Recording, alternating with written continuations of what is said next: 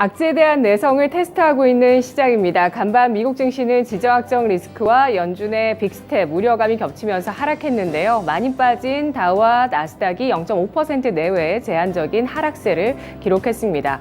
파월 연준 의장이 전미 실물경제협회 컨퍼런스에서 앞으로 기준금리를 더 공격적으로 올리는 게 적절하다고 결론을 낸다면 우리는 그렇게 할 것이다라고 발언하면서 50bp 금리 인상에 대한 우려감이 나왔는데요.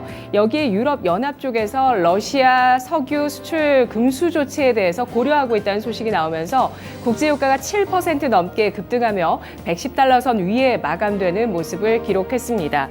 연준의 빅스텝과 고유가 우려, 여기에 러시아가 생화학 무기를 쓸 수도 있다는 가능성이 제기되면서 다시 한번 전쟁에 대한 우려까지 시장에 노출되고 있는 지금 구간, 장 초반에 혼조 양상을 기록하던 양대 지수는 일단 상승하고 있습니다. 다만 2700선과 920선에 대한 저항을 느끼고 있는 시장인데요. 오늘 화요일장 10시 구간 살펴보겠습니다. 먼저 코스피 지수 하루 만에 반등하고 있습니다. 현재 0.5%가량 상승하면서 2699.11포인트 선, 거래 대금은 2조 9,100억 원 나타나고 있는데요. 분봉 상황 살펴보겠습니다. 코스피 지수 0.02% 오르면서 오늘장 2686선에서 출발을 했습니다. 시가가 저가가 됐고요. 장중에 2704선까지 오름세를 보이기도 했습니다만 이내에 2700선을 내주는 모습입니다. 현재 12.8포인트가 오르면서 2697.8포인트 선에서 거래되고 있습니다. 수급 상황 살펴보겠습니다. 유가증권 시장에서 외국인 쪽에서 사흘째 순매도가 나타나고 있고요. 1,311억 원어치 팔고 있습니다. 개인 쪽에서는 사흘째 순매수 가리키고 있고요. 118억 원 소폭의 순매수. 기관 쪽에서 오늘장 하루 만에 매수 전환하면서 1,137억 원어치를 사고 있는 모습 나타내고 있습니다. 오늘 외국인 기관 엇갈리고 있는 가운데 이들이 함께 사고 있는 업종들이 있는데요. 바로 운송장비, 금융, 보험과 통신, 화학업종에 대해서 동반 매수가 나오고 있고요. 오늘 외국인은 의약품 업종에 대해서 매도세를 기록하고 있습니다. 업종 동향 살펴보겠습니다. 여러 가지 우려감을 활용한 모멘텀 플레이가 이어지고 있는 상황입니다. 긴축에 대한 우려감이 나오지만 하지만 이렇게 계속해서 금리를 인상하게 된다면 보험주는 여건이 좋아진다라는 점에서 오늘 DB 손해보험이 5%의 탄력을 기록하는데요. 보험주가 2% 넘게 상승하고 있고요. 운송 장비 업종의 저가 매수세도 긍정적입니다. 현재 1.6% 플러스권, 전기가스, 통신, 철강, 금속까지 1% 내외의 상승을 기록하고 있습니다.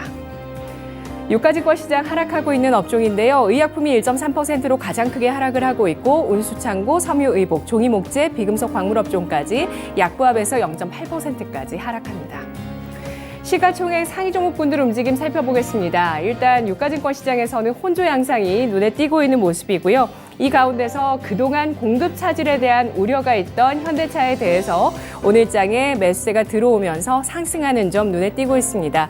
시가총액 상위 종목 가운데서 가장 큰 탄력을 보여주고 있는 게 바로 이 현대차와 LG 에너지 솔루션 되겠는데요.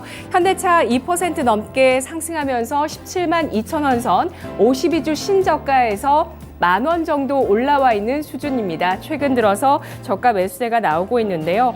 서방 국가들과 러시아의 갈등, 여기에 미중 갈등까지 겹치게 되면서 이 패권 다툼 속에서 사실 우리나라 기업들이 샌드위치 신세를 나타내고 있습니다. 이런 가운데 공급망 차질 이슈 부각됐던 자동차주 그동안 부진했었는데요. 하지만 저가 매수세 오늘장 긍정적입니다. 지난해 실적도 반도체 쇼크를 뚫고 일단 양호하게 보였는데 이번 파고는 어떻게 우리 자동차 기업들이 넘을 수 있을지 주목되고 있는 상황이고요.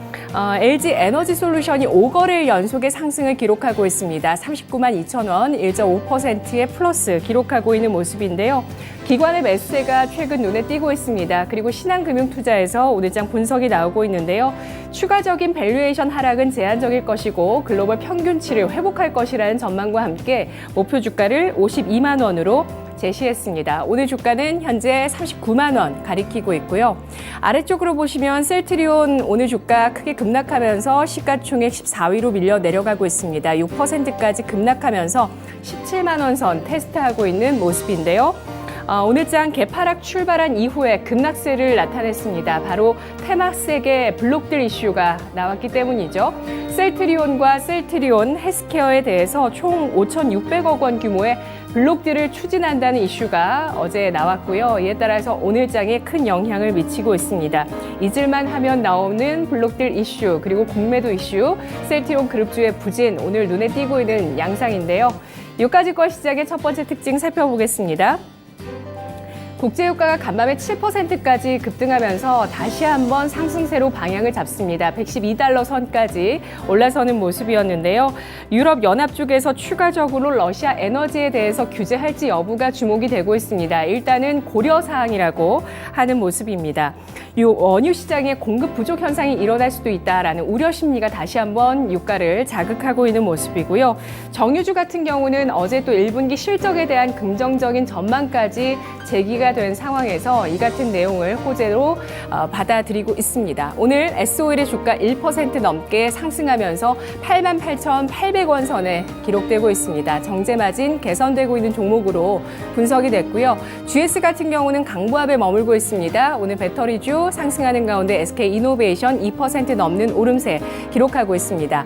석유 유통 주식들 나란히 윗꼬리를 달거나 음봉을 기록하고 있는 모습 눈에 띄고 있는데요. 중앙에너비스 8%, 한국석유와 흥구석유 나란히 2%에서 3% 상승하고 있습니다.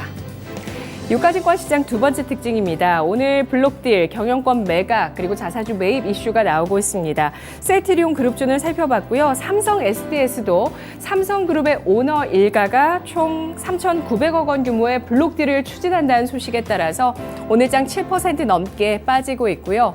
경영권 매각 이슈 나오고 있는 폴라리스웍스 오늘장 급등하고 있습니다. 어제 종가 대비해서 2배 넘는 금액에 매각되기 때문인데요. 주당 3,600원에 책정된 금액으로 기존 최대 주주 폴라리스 오피스가 자동차 부품사 아이윈에 매각한다는 소식이 나오고 있습니다. 총 404억 원 규모의 매각이라고 하는데요. 이에 따라서 경영권 프리미엄에 대한 인정, 이것이 주가의 호재로 작용하면서 현재 15%까지 강세를 띠고 있습니다.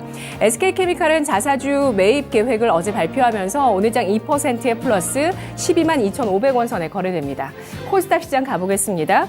하루 만에 반등하고 있는 코스닥 지수, 현재 주가는 920선에 대한 저항 나타나고 있습니다.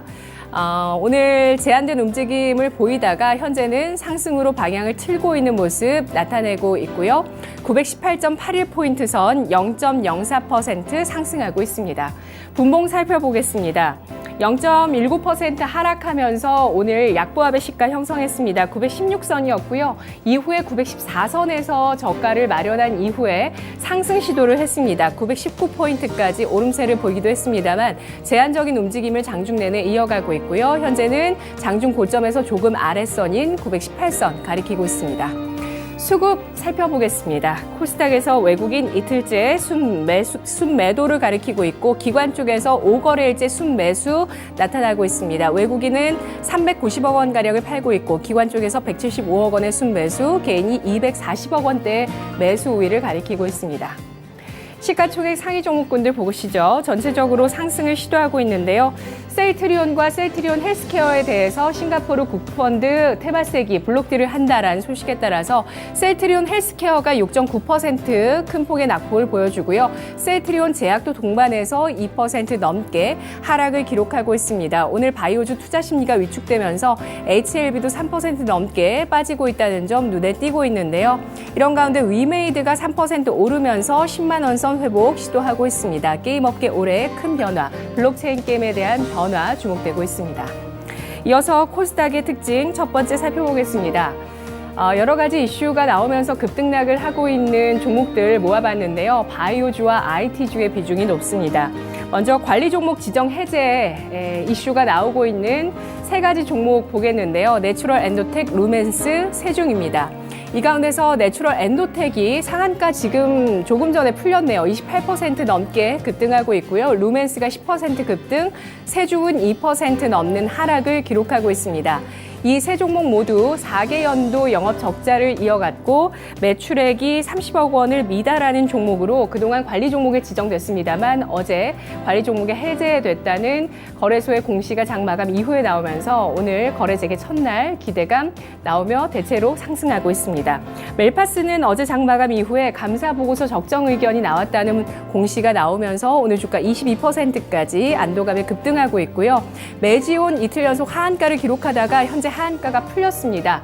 미국 FDA에서 신약 허가가 불발됐습니다. 유데나필에 대한 실망감이 나오면서 하한가 이틀 연속 기록했다가 일단은 저가 매수 시도가 나오고 있네요. 27%까지 낙폭을 조금 줄이고 있습니다. JW 중해제약은 지난해 300억 원대의 영업이익 흑자 소식, 흑자 전환 이슈가 나오면서 7% 가까운 주가 상승, 27,250원에 거래되고 있습니다. 마지막으로 간략하게 좀 보시죠.